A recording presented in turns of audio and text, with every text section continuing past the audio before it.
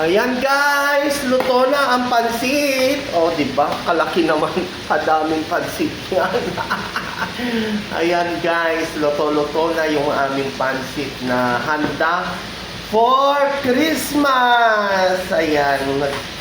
Kahit papaano guys, kahit wala kaming mga pera, May Christmas. mas Christmas pa rin kami. O, nagluto pa rin kami ng pansit. Ayan. Haluin mo, Daddy Raul. Ayan. Oh, hi ka kay Joy. Oh, Joy. Ayan na.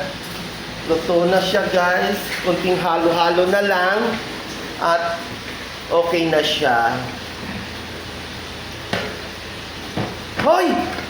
Matutumbak ka. Ayan, nahihirapan na haluin, guys. Kasi punong-puno yung namin. Almost 5 kilos na pansit yan, guys. So, pasensya na.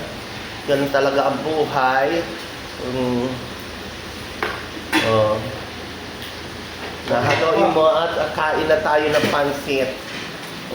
Hindi na yan. Ayan, ang sarap ng special na pansit ni Daddy Raul. Kain na na! Ay, wapa na kayo. Yore!